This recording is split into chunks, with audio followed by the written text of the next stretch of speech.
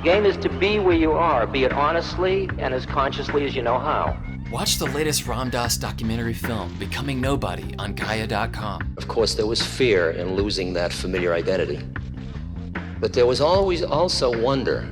The Gaia.com library supports you with transformational content. See it for yourself and go to Gaia.com/BeHereNow and check out the Be Here Now playlist, curated just for you. Visit Gaia.com/BeHereNow and start your free trial today.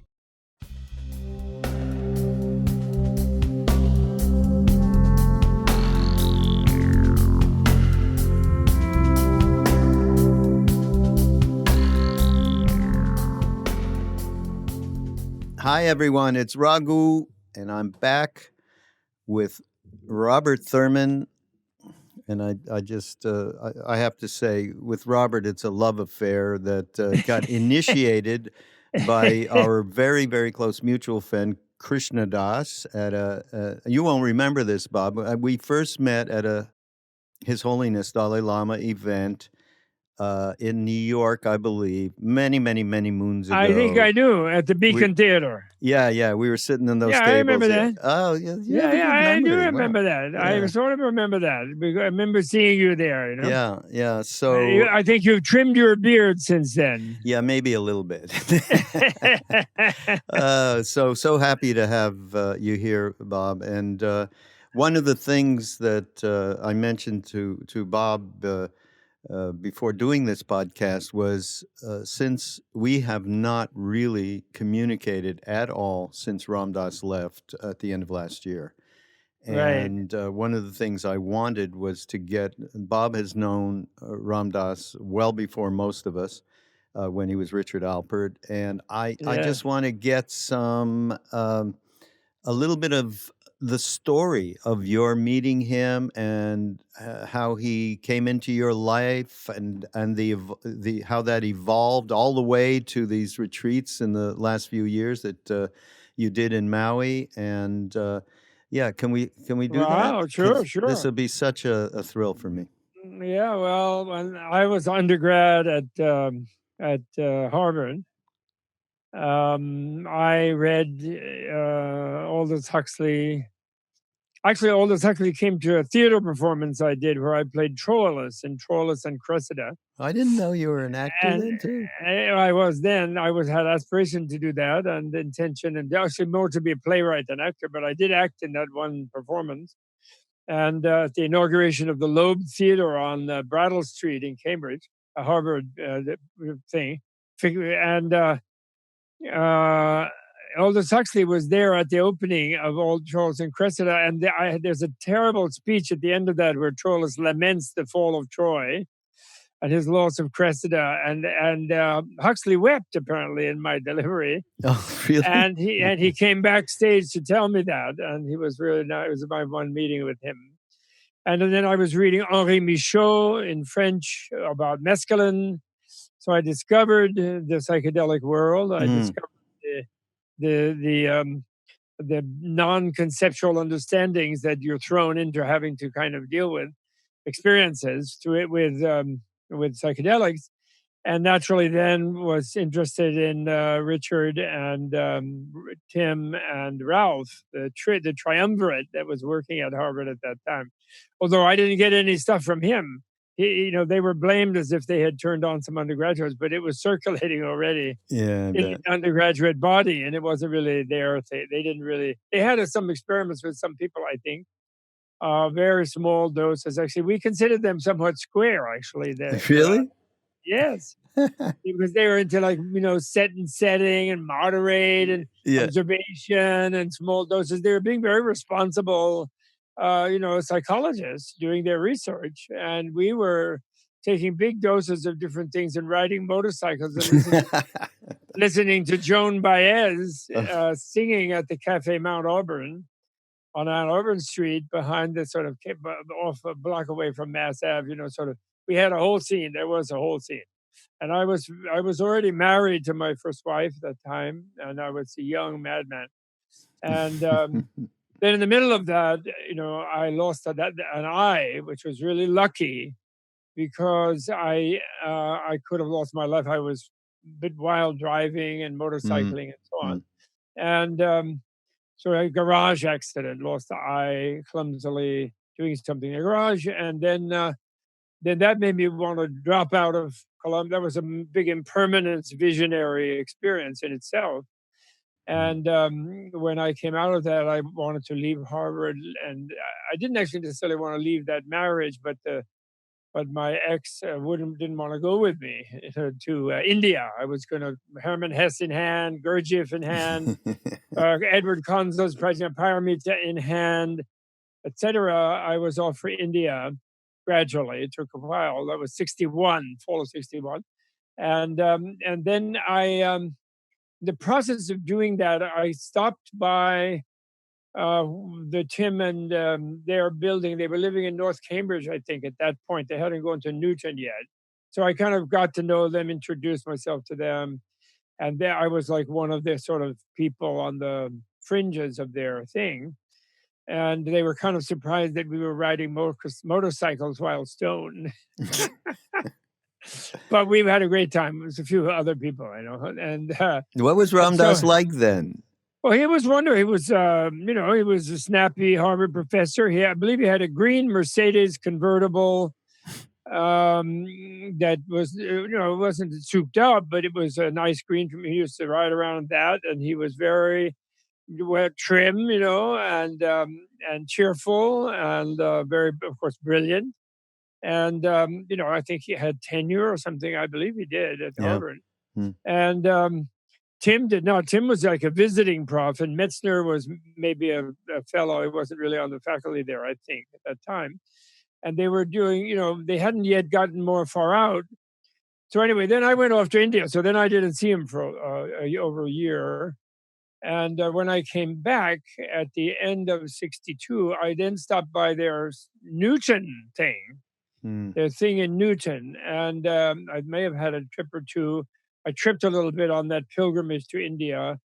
But then fairly soon after that, I met Geshe Wangyal instead of going back to India. And then I started studying in New Jersey. Right, your teacher. And Richard, as you remember, he wrote about Geshe Wangyal. He was almost the first big Eastern person that he met. And he came down to see me there, and he brought another fellow student of mine from Harvard who had been more involved with them while I was away, and who had his issues. He had issues before he was involved with them and after. And then he thought maybe the Mongolian Lama could help him, and he did somewhat help him. A man named Foster Dunlap, who was a marvelously brilliant person, and so on. And that's another whole story. But anyway, that brought Richard down to the monastery, and he met the Geshe, and he drove him around a little bit. And I believe he was driving him in his green Mercedes when they ran out of gas in the East Side Drive. He was taking him somewhere, which is an incident he repeats in the Be Here Now, as I recall. But somehow he didn't really study that much with Geshe-la, but he realized there was something special there, from the East. He didn't know what at that point, right? So this is before Richard went to India first time. Yeah, before he went, right. Yeah. But he was still in Millbrook at that time, And then, various all kinds of things happened. And then Tim came back with my future bride, who was his ex-bride at that point, or about to be his ex-bride, Nina. And then and they had some things happened in Millbrook, and then eventually Richard decided to leave Millbrook, and then Richard went to India. And then he became no longer Richard, where eventually he became Ram Dass, right? Which was really great. And I met him once then when I was a graduate student in India. I didn't see him during my whole graduate time. When I came back and I didn't take any acid at all during the whole time I was a monk and with the Dalai Lama and with Geshe Wangyal, because I was learning to a little bit do that with meditation, like Richard did later. And in fact, I was so into that at a certain point, long after Ram Dass was, I think while he was in India, at one point when I decided to leave the monastery, because I realized that, I don't want to talk too much about me, but I decided to leave the monastery. And then I thought, well, I'm going to go, first of all, see my old friends at Millbrook, because they're in trouble now with, Tim having been busted in Texas and all this kind of taking on the government, and with a trial hanging over him for pot, and so on. And I said, I'm going to go get them to cool down, learn to meditate, stop taking so much illegal, and try to get them to see there's a safer and more legal way at the moment. And so I went up there, and then Tim was happy to invite me there, but then things escalated. And Right. at a certain point, I realized they wouldn't really listen to me because they basically figured the reason I was a monk, even, or had been a monk, was that I'd had a bad trip or something. And, because they were so convinced that being stoned was the doorway to enlightenment. So then, just to show them, I said, well, okay, turn me on and see what happens. And they did, and it was pretty far out, actually, with the kind of high dose milk dose that they used in those days. Yeah. And with what I had studied for 3 or 4 years as a Tibetan monk, it was much more far out than earlier trips that I had. I bet. And then they still, of course, wouldn't listen to me, and I stopped worrying about it that much. And I didn't quite know then what to do, but luckily, somewhere around that time, I met Nena, and then I decided I would, then a whole thing later happened with me where I went back to school and everything. And then I didn't see again Ram Dass for some time, but he stopped by when he was beginning his sort of mission around the States to see me once when he was actually fairly fresh back from Maharaji, and long hair, and still wearing white dhotis and white long Indian things, big beard, and very eyes, shining. And he came to visit us, and my kids were kind of worried. They didn't know what he was, they were like, oh, and because he was kind of flipped out, so he rushed over to hug them. If he hadn't approached them, it would have been okay, because they'd been in India.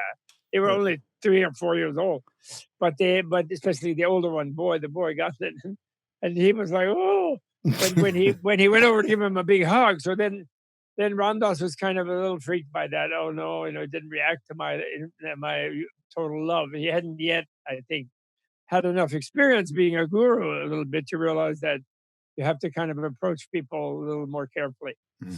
Because he himself was so flipped out with the joy of having discovered Maharaji and beginning to dig deeper than he had. And of course, people mustn't forget, of course, about Saint Ram Dass, that before that, he was a psychonaut, Stan Groff and my term, a voyager in the mind through serious psychedelics. And he'd really been heaven and hell, which I think opened him, as it did for so many, to then receiving the darshan and the blessings of Neem Karoli Baba. If he had been a straight, square psychologist when he met Neem Karoli, just a regular psychologist, I don't think it would have been the same outcome, actually. And he says the same thing. He says the same thing over and over. I'm sure he did. Well, for years, he kind of kept it under wraps, which was wise, because, the square society was out to arrest everybody for everything, like they've been doing, like they're trying to reassert themselves to do now, right? They're like arresting Black Lives Matter, the peaceful people. Yeah. And the most awful thing, but I don't know if you know that, but those stormtroopers that Gestapo that Bill Barr sent to Portland and Seattle and this and that. Yep. You know who they are? They are not just. There's a few mixed in Homeland Security and alcohol and tobacco and firearms people like that, executive branch sort of MPs, but the harsh ones are contractors hired from Eric Prince's private Blackwater Army. I did not know that. And they are therefore beholden to nobody. And that's the brother, if people don't know that, of DeVos, Betsy DeVos, the horrible, education, so-called miseducation, indoctrination minister, let's say. So that's very dire. When they eventually unelected, and when that comes out, that will be a major scandal. Imagine that. You dare to hire such people who are perfectly great mercenary soldiers, but they're not really into dealing with peaceful protesters. Yeah, to say the least. All right, well, we're going to talk more about that a little later. Okay, all right. So that's it. So then I was, I saw all of Ram Dass's deeds and books, and really loved what he did for so many people. And Mickey Lemley, who made those movies about him, then made movies about Dalai Lama. So sort of I knew that, and whenever I could find Ram Dass, I did. And actually, when he came back, one of the things that in that same time actually is when I fell in love again, or even more than when I originally knew him, when he said this wonderful thing, I thought, at a speech at Smith College during that time. He visited us as a family.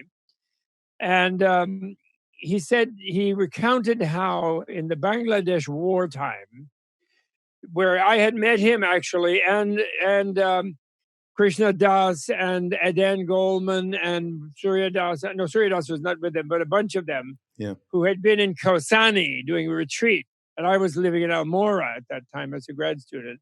And I also saw him when he was with Muktananda in Pune, where he had a terrible headache because he wasn't so compatible with Muktananda. Ultimately, at first he was intrigued by him, but it wasn't Neem Karoli. It wasn't Neem Karoli. Neem Karoli sent him off there because he was all into Kundalini. But Kundalini, Kundalini gave him a headache, so luckily he went back to Bhakti.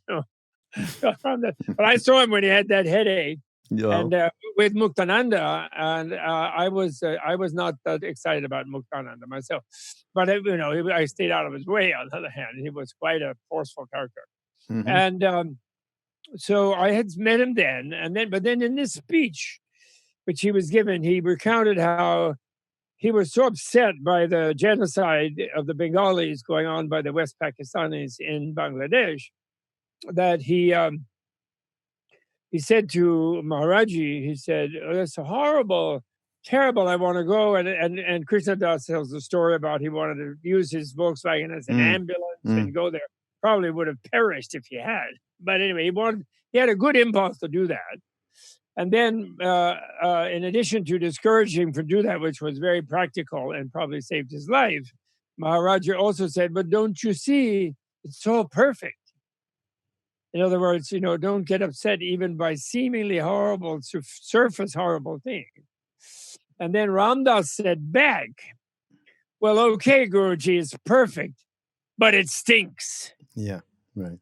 Yeah. And I loved that.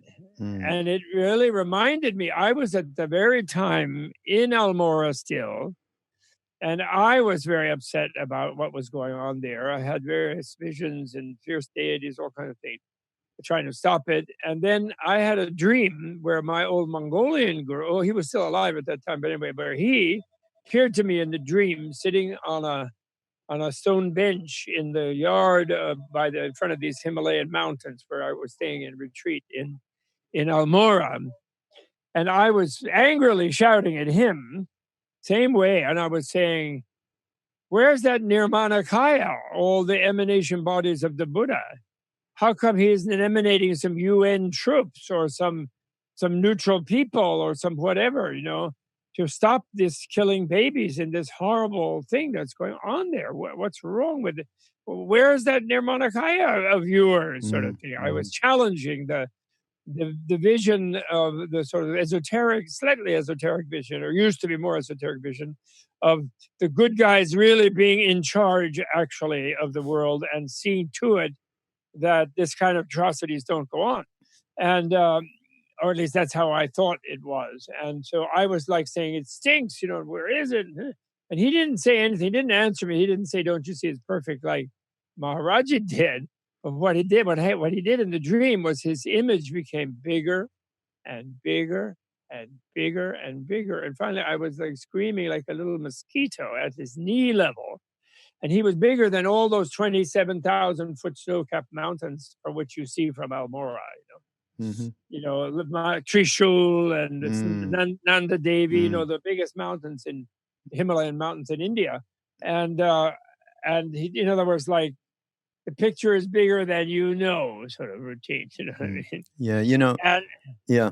And so I really identified with Ram Dass, yes, agreeing with his guru that there must be a level on which, love, Krishna, and in that idea would be Krishna, Rama, Vishnu. He's taking care of even the ones who are dying. He's going to take care of them. Even it seems terrible what happened to them in this life, he's going to follow them through in other lives and make it okay, and work with it. But this is temporarily, can't be stopped at the moment. Yeah. And the bad guys who are doing the killing, their negative karmas, somehow that will also be taken care of over it and so on. So I great, but it stinks anyway for the moment. Like, I'm not going to just sort of be complacent about it. Yeah. Yeah. I fell in love with him. I felt whoever his teacher was, Ram Dass, he was the right person. And Ram Dass himself was keeping his right Buddha nature, you could say, Bodhisattva nature, Buddha nature. And so I just said, this is great. And, more power to him. So we used to, in Maui at the retreats, Ram Dass would tell that story. And then we had little conversations, he and I would say, I believe there needs to be an addendum to the story, it stinks, okay? And the addendum is, Neem Karoli Baba can say that, operating out of non-duality, and say the big picture, but we can't say that because people react and go, oh, yeah, we're just supposed to sit on our ass meditating and not take any action, regarding any of these issues. And right now, of course, the issues around social justice, et cetera. And so he then started speaking to that, so everybody would get a better picture of. What did he say? What did he say? He just said, from limited point of view, which is where I am coming from, because I am not living in non-duality as Neem Karoli Baba was. From that point of view, I have to always understand that I need that. Intellectually, I understand it's all perfect, but I am not living that 100%. But I'm working on that on a day-to-day basis, while at the same time, I'm taking whatever actions seem appropriate to change the world in whichever small way that I can do it. Not exactly in those words, but something like that. Yes. And so that started a conversation that enabled people to get a little bit more of an understanding of what Maharaji was really saying, which you just elucidated a little bit. It's everything gets embraced and transformed, and we cannot understand that. Yes. And the point is, if we get too fixated on the evil that's going down, we might become where our activism will be based on rage and anger and hatred of the evildoers, and then we're just adding to it, and we will not improve the situation. Yeah, exactly, and it's exactly what Ram Dass would say. So we have to, even if we're not yet knowing that we are all actually have always been living non-duality, because the non-duality is non-duality, and it's right here and now. Actually, even it supports duality, actually, and it embraces it, and it sees to that the good guys are stronger, actually, and will win and end. Shambhala comes, and everything is good. But we can simulate it to the extent of, we shouldn't act out of rage or anger or hatred. And these nonviolent, it's very obviously, Barr and Trump, crazy people on the far right who are doubling down and making it even worse for themselves in the long run. They are trying to pretend that these peaceful justice protesters are violent. Yeah. And they're trying to frame them, actually. And I just read today that it was revealed, there's media, you can find it.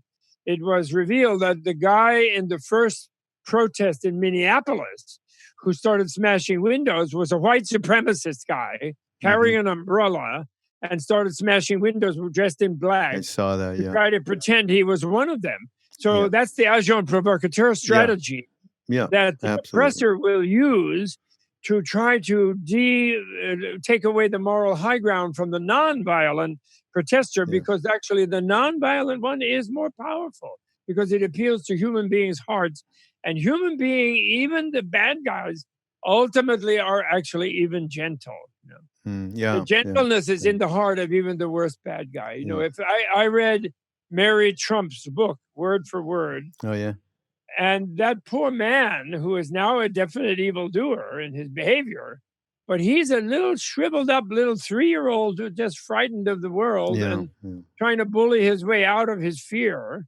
And he's a miserable wretch in there, and so he really is a worthy. He actually said last night, nobody likes me. Yeah, that's it. That's the 3-year-old. That's the 3-year-old. It's 3-year-old. It's crazy. And you get the detail because she's a psychologist, and she knows the drama of the broken mother, and the quite vicious, a little bit, Nazi. His father was a card-carrying member of Nazi Party here in the U.S. And a Nazi-like grandfather who kept rebuffing these children whose mother was broken, at 2.5 years old, and the older sister was not really capable of embracing them. Yeah, and it was really terrible. Yeah. I mean, it's a family story. It's truly terrible. So back to Ram Dass Smith College, and you fell in love with him again, and then let's move along from there. Yeah, sure. Well, there's nothing much to move then. Because my life from that time, luckily, there was a little bliss bubble with Nina and the children and the Dalai Lama. But then I was having to make my way as a young professor in a world that doesn't really teach the Dharma in the college. No. And yet I had to kind of do that. I couldn't not do that on the other hand, but I did it in actually an interesting way that you have to do in academia, where you don't proselytize. And actually, I really don't. And luckily, Dalai Lama doesn't. He said the other day in the David Bohm movie, which I loved, and he always says that, but he said it in a very, very good way, very, very straight on way. You can't miss it, not just a hint. He said, in all my life, I have never taught Buddhism to people in general with a wish or an intention to make them Buddhists. Yeah. Because he believes that this new age that we are already in, is such that people should share the jewels and the treasures of their traditions with others who are not natural members of that tradition, only with the view of them helping them find the same treasures in their own tradition, and not with some denominational conversion competition. And he has implored the Christians and the Muslims and the Hindus and promised from the Buddhist side that, and some of them have agreed with that, but unfortunately some are into converting other people. Yeah, right. By the way, you mentioned a movie, Bob, that you went over quickly. The David. There's a wonderful film that is still viewable online, I think, because they had to premiere it all online. And it's still viewable in some way, called Infinite Potential. Which is about the wonderful physicist called David Bohm. How do you spell his last name?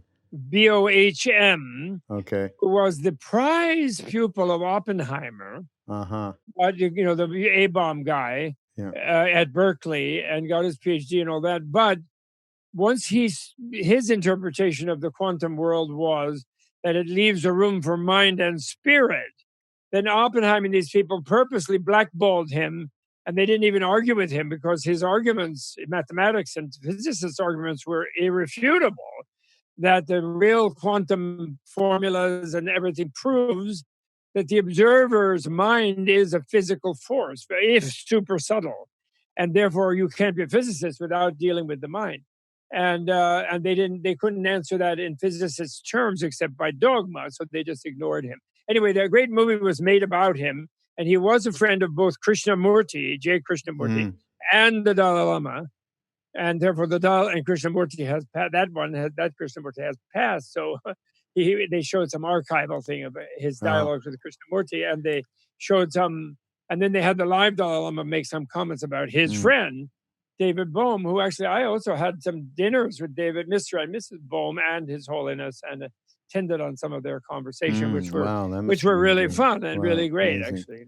Yeah, and we'll link all this up. By the way, everybody, you'll get a chance in the show notes on Mindrolling on the Be Here Now network. Okay, so now we're gonna go to we're gonna jump to when I started talking to you and saying, Yeah. Bob, somehow you got to come out to Maui. Oh, Ramdas thank would goodness. love to see you. And you were like, God, that would be so great. We got to make it happen. So a few years ago, we did make it happen. And Yes. you came out a couple of times. And yeah, what did you, so you had not seen Ramdas in a very long time when you first No, came not to for Maui. quite a while. That's right. And it wasn't just me also. It was Nina, and Nina had Yes, some that's right. quite a different, she had an interim thing when she was at Millbrook and so forth with Ramdas, and she knew him in a different way, and he knew her in a different way, and a little bit. And it was wonderful that they had that meeting as well. I think he enjoyed it, and she enjoyed it very, very much, and we became Ramdas groupies too, like you guys. And Krishna Das was also a big part of it because Yeah. I do feel he's kind of he really carries Maharaji in his heart in a special way too, as do you. So you became a part of it. And it's I kind of felt like I met Maharaji because I don't feel personally the way I understand non-duality. I don't feel that these people leave actually.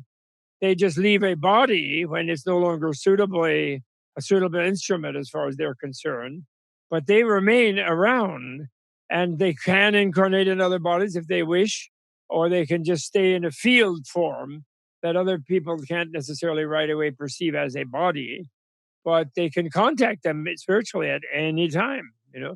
There's a great Indian master of philosophy, non-dual philosophy, and also Tantra, because Tantra and non-duality are always completely inextricably entwined. And because Tantra is a complete expression of non-duality. And so Who's that?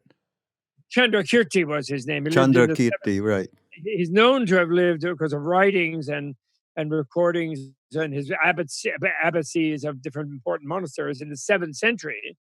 Although old Indian dating is a little vague, in the Buddhist history, but he claimed in his own writing that he received tantric initiation from Nagarjuna, who's known through writings to have lived around 2nd, 1st century.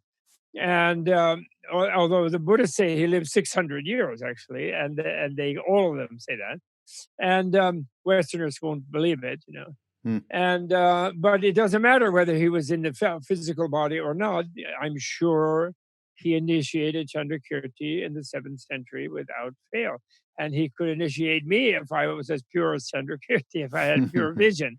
Still, I'm sure Nagarjuna could, or Chandrakirti could, because as people reach a certain level where they're completely conscious not only of ultimate reality as if it was something apart from, fundamental to, but apart from the relational illusory reality, but because it is what illusory reality is made of, actually. And so they can manifest whatsoever they think is useful to whomsoever needs that.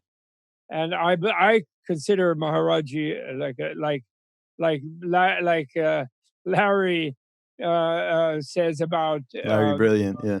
Yeah, Larry Brilliant says about Khapa saying about Neem Karoli Baba. He's a Buddha, just a Buddha. Don't give me something about some Swami. Bodhisattva, Buddha is a Buddha. No, he said Buddha. He said Buddha, yeah. And I believe that myself. I feel that way too. And totally, Nirmanakaya, what I was angry with Geshe Wangyo about with my guru, my first guru, about the Nirmanakaya, because it wasn't stopping Bangladesh, at that time. Nirmanakaya is inconceivable and miraculous for sure. No question in my mind nowadays. I don't know if Krishnadas ever told you this story. I'm sure you've heard it because you've done so many workshops together, and No, I know but he repeats it over. But well, he and I, he had a bad knee, and I helped him get over to the ashram. It was just me and him and Maharaji and a translator, and he walked around with a limp, and he looked back at Krishnadas, and he smiled, and he came back and sat down and said, "How are you doing now? Okay?" And Krishnadas, of course, all the pain left and all of that. But the story is, Krishnadas had a diary there, and he had written some stuff from the Mahamudra, and Maharaji asked it to be translated. Oh, yes. And he said, "Teak, yes, indeed. Yeah, this is right on." And then he flipped the page, and there was a picture of him. And he said to us, "So who's that?" And we were like, "Well, yeah, it's a joke. It's you." And he goes, "Nay, Buddha." And the integration of many, many of us, from the friends that Danny Goleman and Krishnadas, and many, many of us have taken teachings from Tibetans in particular over these many years. In fact, they're the ones, he was instrumental in me meeting Kalu Rinpoche while I was with him, Maharaji, in India. Sure. Yeah. So that combination is very much of who we are as well. So it's a very, very interesting, which is why we have, you guys are family to us, it's That's just an amazing thing. So now, Igualmente, as they say. Yes. Igualmente. Yeah. And I'll tell you one thing, though. Before we got on, I said, we talked about Ram Dass a little bit, and you said, yeah, the first Jewish saint. Isn't that incredible? And I tell you, Ram Dass would be turning over now, going. No, I didn't say Jewish. I said Hindu. Hindu, right? Hindu. We have Jubus, and then we have Hindus. Yeah, you remember how Ram Dass was upset because all his friends are Buddhists? Yeah. And Hindu, and he wants to have a soul. Yeah. And his other Buddhist friends said, "You're not allowed to have a soul. You can't have a soul." But the Dalai Lama thinks you can have a soul, and I think so. How does the Dalai Lama put that? That's not something I'm aware of. Oh, definitely. Actually, I don't mean to claim anything except maybe just I'm some kind of cipher or cosmic sponge or brainwashed.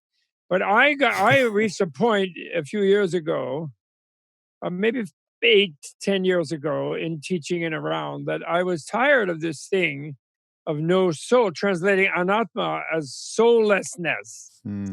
And really where it's really is selflessness, And so then I realized that in order to explain in the Tantrayana, but it's even there in the Theravada, which is a dualistic form of Buddhism. It's still there in what they call Chitta Santana. They don't use the word indestructible bindu, akshara bindu, which is the word they use in Tantra, but they use the word Chitta Santana, continuum of mind or spirit. And because they have to have something subtle that carries an individual person, well, as long as they still erroneously think that they're ultimately only an individual, rather than relatively an individual and ultimately one with everything. But as long as they don't know that oneness with everything, they relatively go. And then there's a subtle form of that goes from death to rebirth, which is not the coarse sensory brain form with the sensory memories of the sensory experiences of our waking time, but rather the imprint in the super subtle, almost like I consider it like a spiritual DNA, mental DNA, but it's not non-physical. It's not disconnected with the super subtle physical, like subquantum energy flow that's there without atoms. Super subtle. The one where of the observer affecting what's observed, so transcending reality of objectivity, where quantum meets Buddhist and Vedanta philosophy. Yeah. And so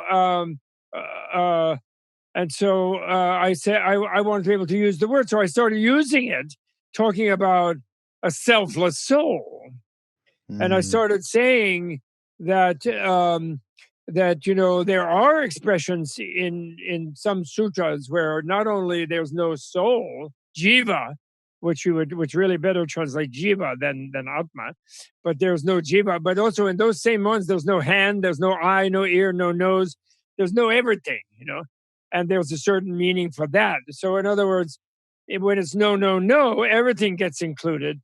But in the relative sense, the only thing that's no is atma, used particularly in the sense of the small personality self. Yeah. Mini me, I call it. Yeah. Me, and I, and mine, Yeah. And so, therefore, as long as one realizes that the soul is not a fixed barcode of some sort of ultimate separate thing that never changes, if you realize that your identity is always changing, it's a continuum, and it's affected by what you do at the coarser levels of identity, then the soul becomes where your genetic, evolutionary, karmic, genetic stream is carried until you become a Buddha. And that's what carries the imprint of your realizations, your insight, your generosity, or your stinginess, your evil, your confusion is carried from life to life by that. And that's definitely fits our definition of soul, although not the definition of somebody's idea of a fixed identity soul. Right. That right. won't wash from Yeah, a well, Buddhist. Ram Dass, he was right there with that. The most fun thing, though, he'd be up on that stage and he'd be with you or Sharon or Joseph or Jack or Lama Suryadas, whoever, and he would start talking about soul land or something. And then as he said the word soul, he'd sneakily look over at whoever Buddhist was, and got this sly grin, and they would go, "It's okay, it's okay." Well, yeah. It was so wonderful. Well, the thing is that when I said I started doing that, and then I was in Dharamsala and I went to teaching with Dalai Lama, and he just threw out, "Oh yeah, we can use soul." Really? Yeah, we can use that. And he didn't go and just very hedging it around the way I just did with all the qualification, but he would have. I had pressed him. So I was thrilled to have that also ratifying that what I was planning, what I was doing there, And that has to do, you see, that in Buddhism, like your Theravada Buddhist person wouldn't even know that. And even some types of Mahayana types would not. Because they don't really unpack the idea of the super subtle mind, and therefore, which is what then can be used to explain the rebirth process in a technical sort of scientific way. If that's kept esoteric throughout most of Buddhist history, because if that was generally known by people, then a lot of people in Asia of those days who didn't have quantum physics and so on as a popularly known thing, and weren't actually already nihilists in large numbers like they are, they would transfer their own rigid identity habit onto a feeling of constriction that they have in their heart chakra. And it would be not easy to help them embrace total openness and total self-surrender that is required to discover Brahma Nirvana or Shunyata Nirvana or whatever you want to call it. Yeah. Well, now, what the Zen people call the great death. Right. Or the spiritual death where you give it up, completely. Yeah. Well, this brings us to, I did want to spend a little bit of time on this podcast with you. And this is a good segue. Restriction of the heart chakra. Boy, we are collectively dealing with a big run on that restriction as a result of the fear and chaos and all of it in the big picture. Yeah, give us a little bit of your take on that, and all the way to what are the people need some real help. Sure. Well, this is the Buddha's great scientific discovery, actually. And it mirrors the discovery within the Upanishadic tradition, which then is like the more conservative side of that wave that happened in the mid of the first millennium before the Common Era, based, on Buddha and Mahavira's and these great yogis' discovery of the total openness of the self, and the total openness of the heart, to understand which the whole the knot in the heart chakra has to open, which normally, and for normal people, only opens at death, actually, and that is, and it is because of its opening at the normal person's death that the normal person then leaves the body. But these great yogis developed the ability to open that while remaining alive, although they could have left the body, but they still remain connected to that body, but not involuntarily connected, but voluntarily connected, because there's some further use of it, of embedding that non-dual total openness in life. So in other words, they become non-dual about death and life. So they're what I like to call them, they're the dying live, not the living dead, but the dying live. Dying live. The great saint is like that. That's why they can do these miracles, and they have this tremendous detachment and so forth, and etc.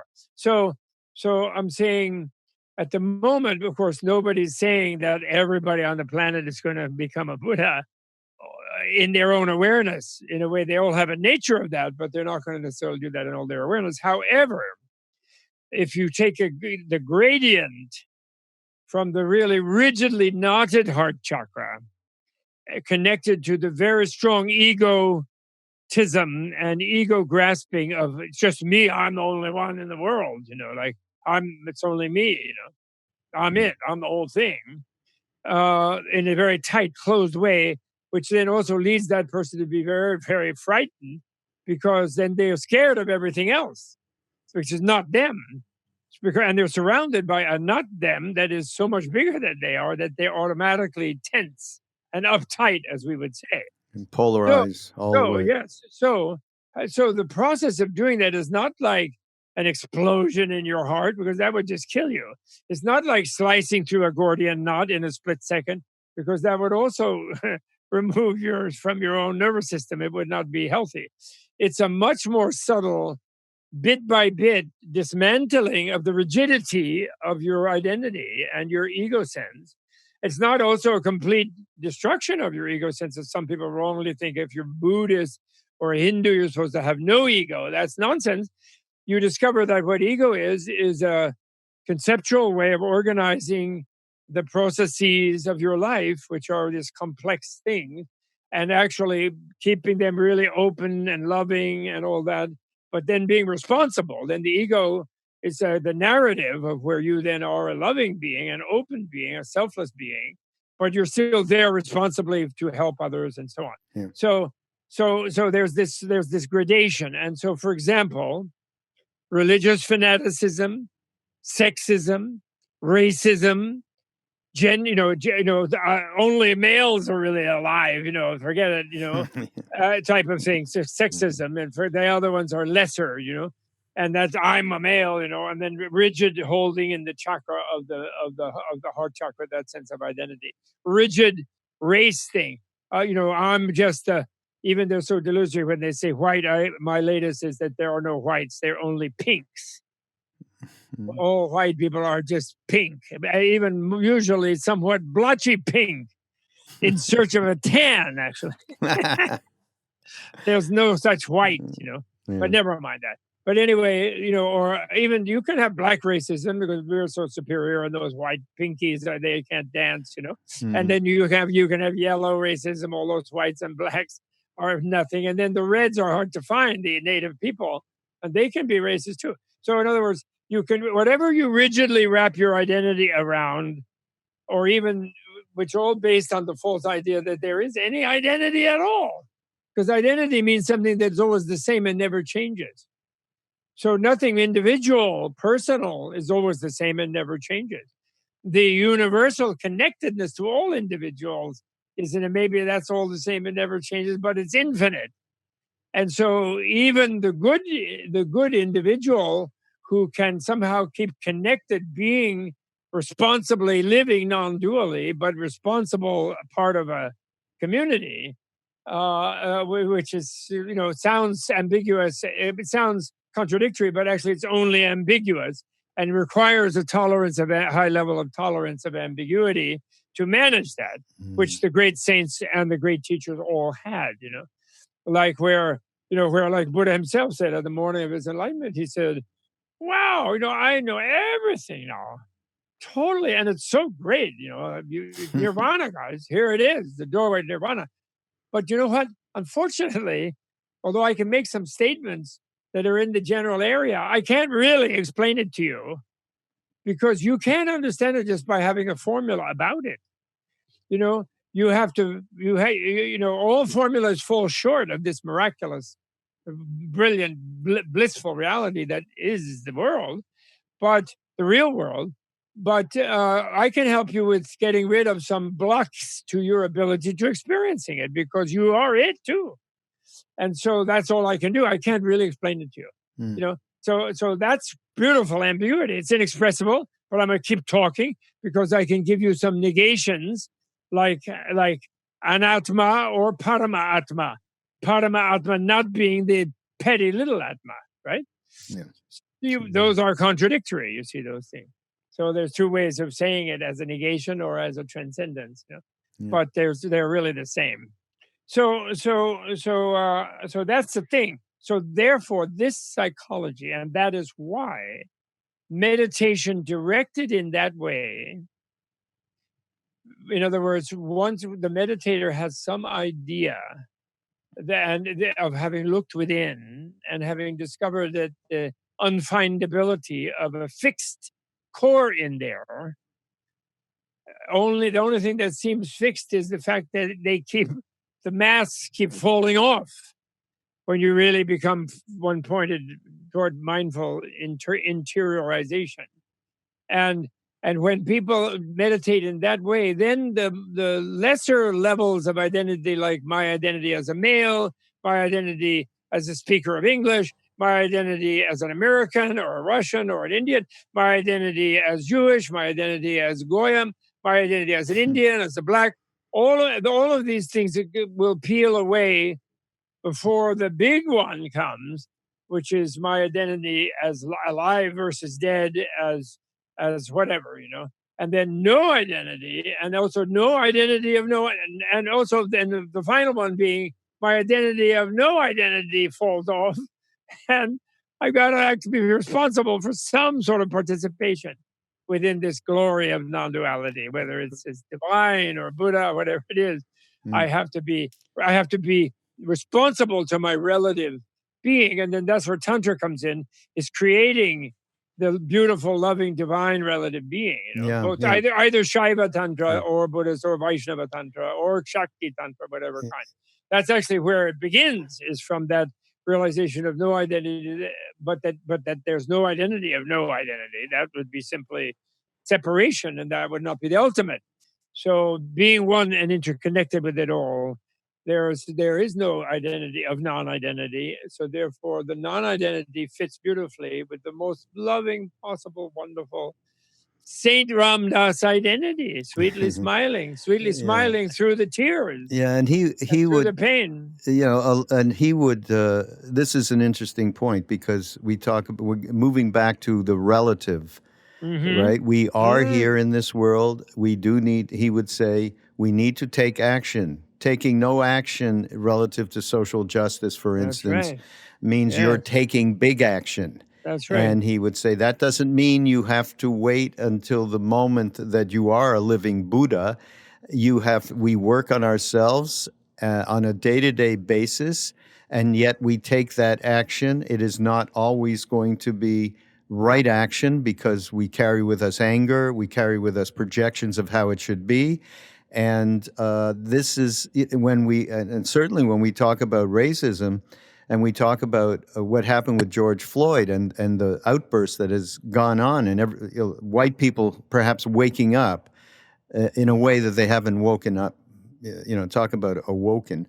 This is still something that I know that Ram Dass talked about, because we found these incredible videos. The thing he did called Reaching Out, which went on television in the late 80s, where he sat around and talked with indigenous people, Latino people, and African American. Great, wonderful. Yeah. So we're integrating that. We're trying to figure out how we can share it with people and so on. But very much in it is this thing of action, this thing of education, of understanding. We have not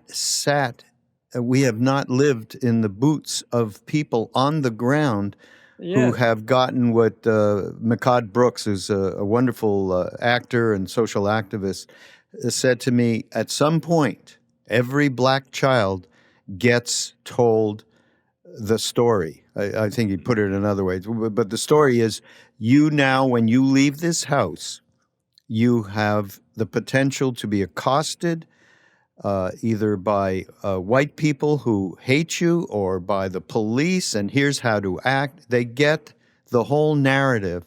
as Yes. as soon as they can understand anything. We cannot understand this. This is not experiential in any way possible. So the action. So I mean, Bob, we've been doing stuff and trying to educate ourselves and integrate and love, serve, remember, inclusion and diversity and all of it. Which everybody is doing now because they're waking up a little bit. But there's a little bit of pushback with the spiritual community. Ram Dass would say it's all one. So all of us matter, and so on. It is such to me, a bypass and an up level, but I'm working on it because I'm sure that's something that I have said myself in some other way, in some other past. Right. And so, I think that's an important thing for us to recognize in terms of the relative reality that we are in a body and we need to take action. No. Yes. And I do love, and I love I'm very fond of the form of the Kalachakra Buddha. Explain that out a little bit because people don't. Well, the wheel of time, and as an anciently esoteric form of Buddha, of Anaxel Yoga Tantra, as it is called, which is considered sort of the most connected to history and to action in time. And his front face of the male one is black, and his right face is red, and his left face is white, and his back face is yellow, and his partner is golden, with her front face yellow, back face green, very dark green, like black green, and then the same red and white on the two sides. She has also 4 faces, and they're really also considered one being.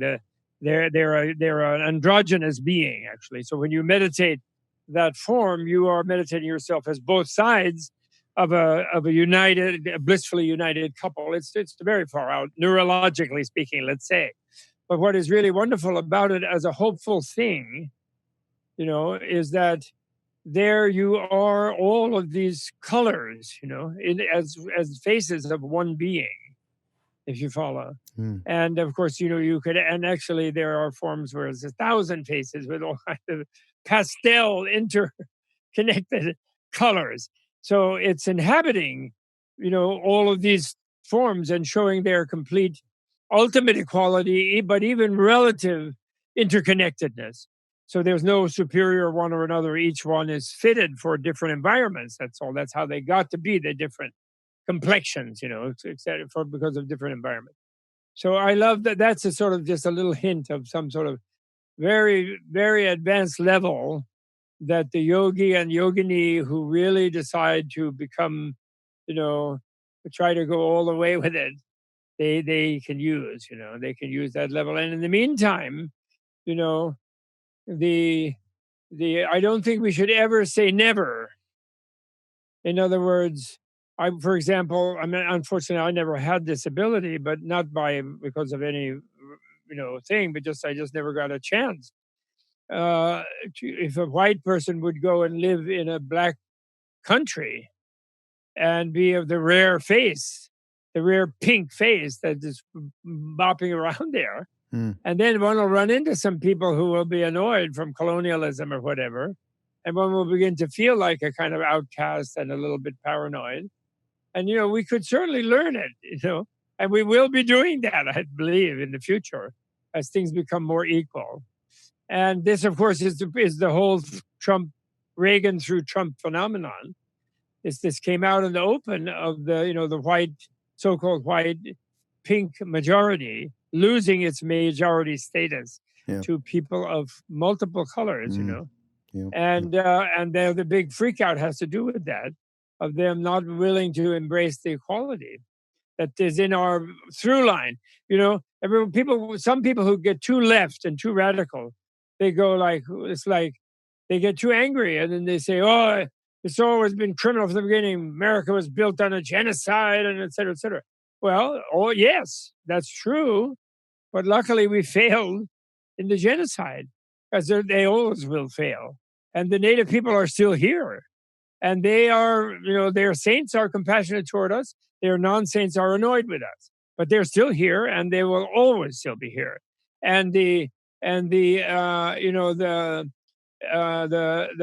blacks are here, and there's more of them coming, and the yellows have arrived, and they're going to be in here in numbers too. It's kind of significant that these white race supremacists who are having a freak out right now because they're losing, because they're so incompetent, are choosing this as a moment to somehow act like it's justified now to attack the Chinese. Sure, of course, we don't like the Communist Party, and nobody likes dictatorships, and that's against our code, right? But meanwhile, our guy wants to be a dictator, a white dictator. Just pathetically self-contradictory and confuse these people. But they're picking that time to attack them, which we mustn't do, actually. Yeah. We can criticize their bad business practices and their espionage, and they're robbing copyrights. But the Chinese people they built the railroad. They're part of America from hundreds of years. And they're also going to be part of America and part of the world. The world is a multiracial world. Yeah. And our through line of Thomas Jefferson, who never gets credit because he fell in love with Sally Hemings, and then he fathered children by her, and they don't really honor whoever the Jefferson heirs are. They're not really meeting with the Hemings, I think. Yeah, they will eventually, I'm sure, but they don't have a yearly jamboree bringing in the Hemings, which they should start doing. But point is, he submitted bills into the Virginia legislature before the United States existed twice to liberate slaves, which failed, of course. And then he couldn't just liberate his own; they'd be captured by other people.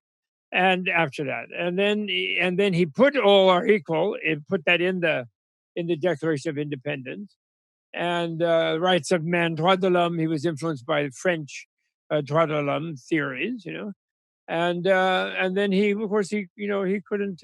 He was ahead of his time. But that through line is a new beginning there of our racists genociding people. So I don't think we should. I don't accept that we never can understand living in it like you're in an enemy country or in a war zone. It is a horrible thing, of course, and we can understand it. And we can develop greater empathy. We can meditate to develop empathy. We can do Vulcan mind transmissions with someone willing to share their mind with us. We can, and actually, when you read James Wright, you can feel those feelings. You see, he makes it happen to your mind if you're a sensitive person. And so we shouldn't go extreme. The point is, we'll get there slowly and bit by bit. We won't pretend to be beyond where we are, but we also won't create never-nevers. We won't buy I don't buy the never-nevers. Yeah. So you talk about through line, and boy, all I can think about, of course, the through line through Dr. King, but most presently for me is John Lewis. Of course, he just passed, and I did a podcast in honor of him with a friend of mine, Danny Goldberg. Good for you. Yeah, Good for who you. was just so knowledgeable of the history and of the civil rights movement. But the more I dug into it, Bob, talk about.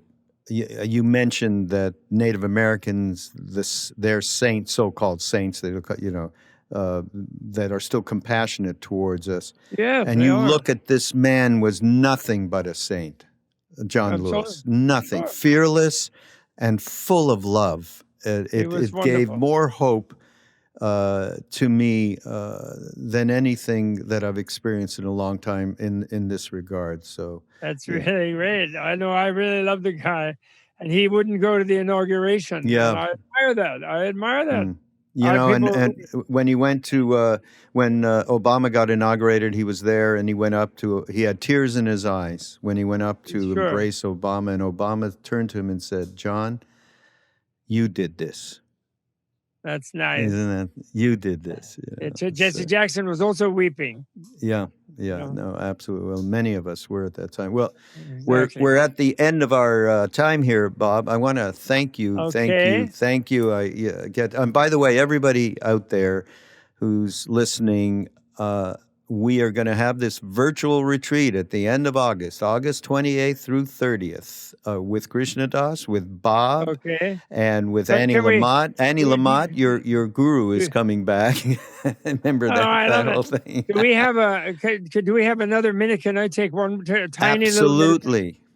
add a meditation? Because of something people can do Absolutely. in the time of the thing, and that is that you meditate, and what you do is you practice this, what's known as mother recognition. And if you're out in the street and you're not black, but even if you are black too, but you sit there and you can now and then meditate mother recognition. And what that means is, although you may not yet have a belief that you had many previous lives, in fact, beginninglessly infinite previous lives, just pretend that for the moment you've been everywhere and done everything in many infinite past lives. So what it might feel like, simulate that feeling. And the minute you do, you will also realize that you can simulate the feeling that everybody else has been everywhere in infinite previously past lives. And then you can just sort of intellectually at first say to yourself, well, then everybody else has at some time or another been my mother in some previous life. Not only all is in human form, in different animals, different mammals. Sometimes maybe she just laid me as an egg, depending on what kind of animal she was. But they've all been my mother. And actually, everyone in the infinite past, they've all been my human mother. So just meditate that, because that's where you mirror your first person you mirror and mirrors you as your mother, right? And you just, by meditating that, and then thinking of, oh, I hate that person, that face I see on TV, the mean, nasty blue meanies who are beating me up and throwing tear gas and pepper spraying me. But actually, in a previous life, they were my mother. They just don't know it. My fellow members of other races here with me were my mothers in previous life. We were in their race. They were in my race. It was all interwoven like that. And so just now and then meditate the mother recognition meditation and try to see the motherly expression that always somewhere, some possibility in them, even the meanest person, when they look at someone they love. And then realize that is the potential in that face, even if you're angry with that face at the moment. So that's called it's the first step of developing what they call universal compassion. But the first step is to, in other words, find a sense of kinship with all beings. The Lakota have this in their sweat lodge ceremony, where they say Oyatsuke Miyasun, which means all beings are my relatives. So it's that meditation. Even you could maybe look that up in blame your speak. Oyatsuke Miyasun. And this is beyond race. This is beyond color, because everybody has a mother. Correct? Exactly. Yeah. Exactly. I do want to say one other thing, though. Yes, please. And that's Bob has headed up Tibet House in New York for a long time. And we're going to put a link there to Tibet House, and they could Tibet House. Oh, thank you, Tibet to House get a little bit of help. Anybody who's willing to help, keep Tibet House going, and they put on fantastic programs. The way that they support His Holiness and the Tibetan people is phenomenal. It's another genocide going on against them over there, and so any bit of their keeping their culture alive, which is Tibet House's role. We're not making political activism, but cultural. It's really helpful. I've even shamelessly requested a birthday present on Facebook. My birthday is August 3rd.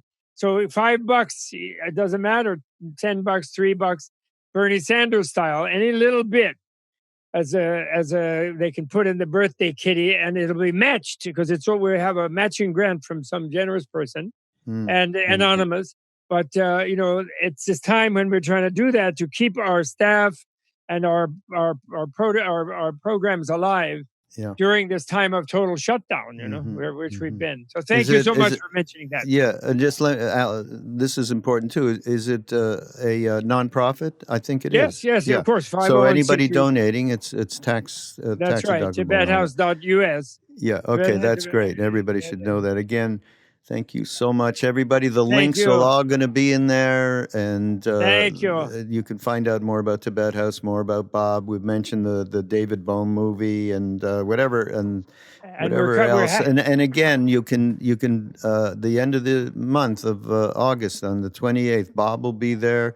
Annie Lamott, Krishna Das, myself, Duncan Trussell. All right. Do you know Valerie Kaur? Do you know who that is, Bob? No, I don't. Oh, okay. You make a point at picking up her book, See No Stranger. Fantastic. Okay. Yeah, fantastic. Valerie, how do you spell the last name? Kaur? Kaur. Valerie Kaur. She's a Sikh person. Oh, yeah. wonderful. I love Guru Nanak. Yes. So great. All right, everybody. We'll see you next week on Mindrolling. Go to BeHereNowNetwork.com. Love y'all. Thank you. Thank you, Raghu. Love you, Raghu. Thank you so much. All the best.